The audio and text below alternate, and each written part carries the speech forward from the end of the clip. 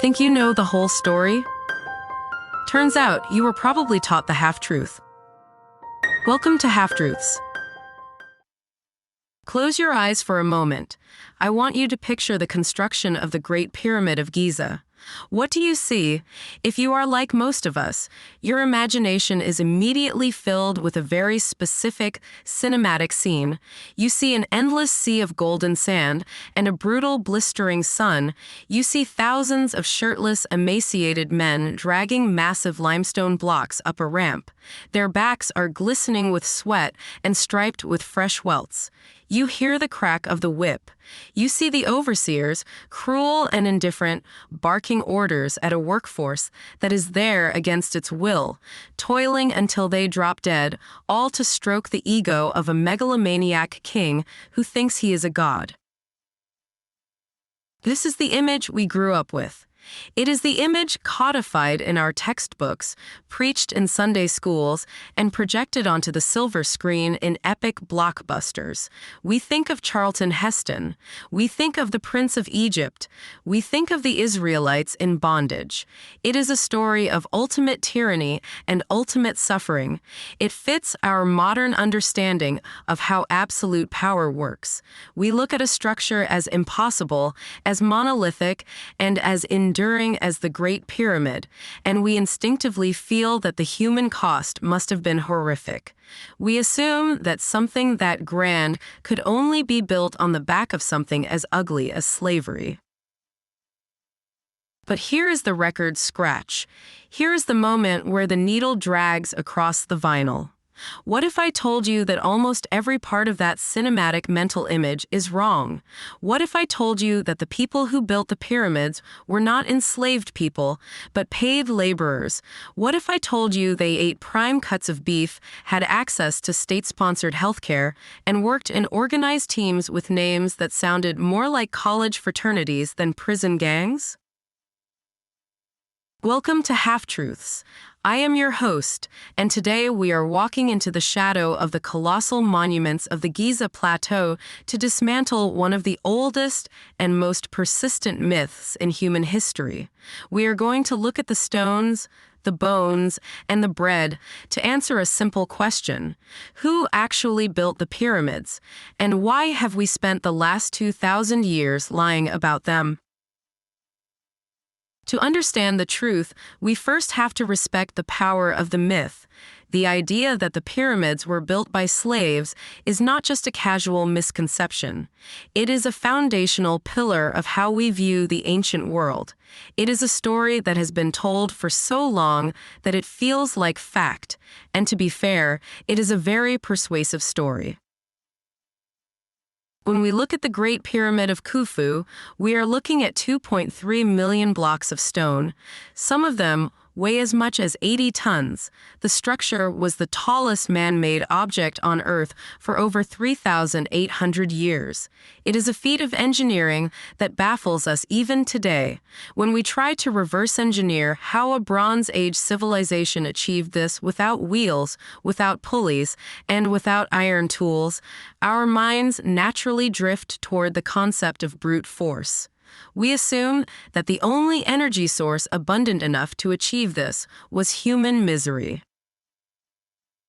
This narrative of misery is reinforced by two main cultural sources that have merged in our collective consciousness. The first is the Bible. Specifically, the book of Exodus. We all know the story of the Israelites enslaved in Egypt, forced to make bricks without straw. Over centuries, popular culture conflated the building of the store cities mentioned in the Bible, Pithom and Ramses, with the building of the Great Pyramids. It is an easy mistake to make. If you think of Egypt, you think of pyramids. If you think of Jews in Egypt, you think of slavery. Therefore, slaves built the pyramids. The second source is the movies. Hollywood loves the idea of the tyrant pharaoh. It provides a perfect villain. It gives the heroes something to struggle against. From the golden age of cinema in the 1950s to modern CGI spectacles, the visual shorthand for ancient Egypt is always the whip and the chain. It is dramatic. It is emotional. And it sells tickets. But there is a problem. A very big, very chronological problem. The Great Pyramids of Giza were built during the 4th dynasty of the Old Kingdom, roughly around 2500 BC. The stories of the Israelites in Egypt, historically speaking, are usually associated with the New Kingdom more than 1,000 years later. To put that in perspective, Cleopatra lived closer in time to the moon landing than she did to the building of the Great Pyramid. If the Israelites were in Egypt, they were looking at the pyramids as ancient monuments, just like we do. They certainly were not building them. So, if the Bible does not explicitly claim slaves built the pyramids, and Hollywood is just making entertainment, where did this specific lie come from? Who is the patient zero of this half-truth? Ladies and gentlemen, allow me to introduce you to a man named Herodotus. He is often called the father of history, but those in the know sometimes call him the father of lies. Herodotus was a Greek historian who visited Egypt around 450 BC. This is crucial context. When Herodotus visited Giza, the pyramids were already 2,000 years old. He was a tourist. He was walking around the ruins of a civilization that had already changed drastically. Herodotus did what any tourist does. He hired a guide. He wandered around the plateau, looking up at these ancient mountains of stone, and he asked the locals, "How in the world did you people build these?" Now, imagine you are an Egyptian guide in 450 BC. You probably do not know the specific engineering details of a project that happened 2 millennia ago. But you want to tell a good story. You want to impress the Greek tourist. So, the stories Herodotus heard were the legends and folklore of the time, not the historical facts. Herodotus went back to Greece and wrote down what he was told. He wrote that the pharaoh Khufu was a wicked tyrant. He wrote that Khufu closed all the temples and forced all the Egyptians to work for him. He wrote that 100,000 men worked in 3-month shifts, dragging stones and suffering under the king's oppression. Herodotus painted a picture of despotism that the Greeks, who prided themselves on democracy and freedom, found appalling and fascinating. This text, Herodotus's Histories, became the definitive source on Egypt for the Western world for centuries. Because we could not read hieroglyphics until the 19th century, we had to take Herodotus at his word. His story of the cruel tyrant and the suffering masses became the historical canon. It was the only written record we had. But then we started digging. The unraveling of the slave myth did not happen overnight. It was a slow process of archaeological discovery that really accelerated in the late 20th century. For a long time, archaeologists focused only on the pyramids themselves and the tombs of the royals. They looked at the gold, the statues, and the religious texts. They ignored the sand around the monuments. But in the 1990s, a shift occurred. Archaeologists like Mark Lenner and Zahi Hawass decided to look for the people, not just the kings. They began excavating an area south of the Sphinx, known today as the lost city of the pyramid builders. And what they found there changed everything. They did not find prison cells. They did not find shackles. They found a city. This was a massive urban complex explicitly designed to house the workforce, and the architecture of this city tells a story that looks nothing like slavery. They found large, gallery-style barracks that could sleep 40 to 50 people each. These were not dungeons, they were dormitories. They found massive bakeries, and I mean massive. The evidence suggests these bakeries were churning out thousands of loaves of bread every single day. But the real smoking gun was the food. Archaeologists excavated the refuse heaps, the ancient trash dumps of the city. If these workers were slaves, you would expect to find the remains of cheap, low-quality food. You would expect gruel, maybe some grain, perhaps the occasional fish bone. Instead, they found mountains of animal bones. And not just any bones. They found cattle, sheep, and goat. Specifically, they found the prime cuts. The evidence shows that these workers were eating meat on a regular basis. In the ancient world, fresh beef was a luxury. It was expensive to raise cattle. To feed a workforce of thousands with fresh meat required a massive, state-sponsored supply chain. They were bringing in cattle from the farms of the Delta and the South, slaughtering them on site, and feeding the workers. Nutritional analysis suggests these laborers were eating better than the average Egyptian peasant back in the villages. They were being fed a high-protein diet to sustain them for hard physical labor. Slaves do not get prime rib. Slaves do not get the best cuts of the cow. Valued, essential workers do. The discoveries did not stop at the kitchen. The archaeologists began to uncover the cemeteries of the workers. This is perhaps the most poignant evidence of all. If you were a slave who died on the job, your body would likely be tossed into a pit or buried in the desert sand with little ceremony. You were a tool that broke, nothing more. But the workers at Giza were buried in tombs. These tombs were made of mud, brick, and sometimes even limestone scraps. They were located in the shadow of the pyramids themselves. In ancient Egypt, proximity to the king was everything. The closer you were buried to the pharaoh, the better your chances of entering the afterlife with him. To be buried at the foot of the Great Pyramid was a supreme honor. It was a statement of status. Inside these tombs, bioarchaeologists and physical anthropologists analyze the skeletons of the workers. The bones tell a story of hard, brutal work. They show signs of arthritis and degenerative joint disease in the spine and knees. These men were lifting heavy loads. There is no denying the work was physically punishing. However, the bones also reveal something else. They show signs of medical care. We have found skeletons with broken bones, like arms and legs, that had been set and healed. We have found evidence of successful amputations. We have found skulls that survived severe trauma. Think about what that means. If a slave breaks his leg in a brutal regime, he is useless. He is discarded. But here, someone took the time to set the bone. Someone fed that man while he couldn't work.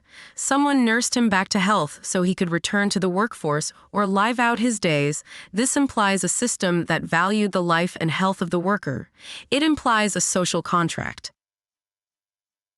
So, if they weren't slaves, who were they? The picture that has emerged is one of a national service system, known as corvée labor. You have to remember how the Nile works. Every year, the river floods. It covers the farmland with water and silt. For several months, the farmers of Egypt cannot farm. Their fields are underwater.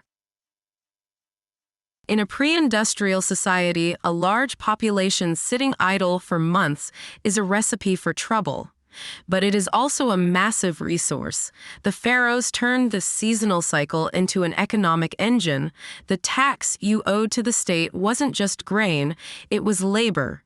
When the flood came, you went to Giza. But it wasn't just a tax. It was a job. You were housed. You were clothed. You were fed better than you were at home. You were given unlimited beer, which, in ancient Egypt, was a thick, nutritious, gruel-like source of calories, not just a party drink. And at the end of your rotation, you were given products to take home. We have actually found administrative records, papyri, that act like spreadsheets, documenting the delivery of food and supplies to the workmen. It was a bureaucracy. It was a paid labor force. And here's my favorite part. We know they had pride in their work because they left graffiti. Deep inside the pyramids, in relieving chambers and behind blocks where no one was ever meant to see, the workers wrote on the walls. They wrote the names of their work gangs. And the names are hilarious. They sound like modern sports teams. One gang called themselves the Drunkards of Menkaure. Another was the Friends of Khufu. Another group was the Pure Ones of Khufu. Slaves do not organize themselves into teams with names like the Friends of the King. Slaves do not graffiti their loyalty to the oppressor in hidden places. This suggests camaraderie. It suggests competition. It suggests that different crews were racing each other to see who could move the most stone, fueled by beer, beef, and national pride. The construction of the pyramids was not a project of fear. It was a project of unification. It was the first time in history that the villages of Upper and Lower Egypt were brought together for a singular cause. People from the Delta met people from Aswan. They worked together, ate together, and built something impossible together. When they went back to their villages after the flood receded, they didn't go back as traumatized survivors of a death camp. They went back as men who had touched the sky. They went back with stories of the great city of Giza, of the meat they ate, and the king they served. It was a nation-building exercise as much as it was a monument-building one. So, we have peeled back the layers. We started with the whip-cracking myth of Hollywood and Herodotus, a story born from a game of telephone played thousands of years after the fact. We looked at the archaeological record, the barracks, the bakeries, the medical care, and the tombs. We found that the hands that built the pyramids belonged to skilled laborers and rotating peasant conscripts who were treated with a level of respect that contradicts everything we thought we knew. But why does this half-truth matter? Why is it so important to correct the record? It matters because the myth of the slave-built pyramid steals something from humanity. When we attribute the greatest achievements of the ancient world to slavery, we are essentially saying that greatness can only be achieved through suffering. We are saying that the only way to do the impossible is to crush the weak. The truth is far more interesting and far more hopeful. The Great Pyramid is a testament to what humans can do when they are organized, motivated, and cared for. It is a monument to cooperation, logistics, and bureaucracy. It proves that we can build mountains not just with fear, but with bread, beer, and a shared sense of purpose. It forces us to respect the ancients not just as tyrants and victims, but as complex, capable people. The men who hauled those stones were not nameless cogs in a machine of death. They were the Drunkards of Menkaure. They were the Friends of Khufu. They were people who worked hard, ate well, and took enough pride in their craft to sign their names on the inside of eternity. When you look at the pyramids now, don't see a tomb of oppression. See them for what they really are. The greatest public works project in human history, built by a workforce that was very much alive. Now you know the real story.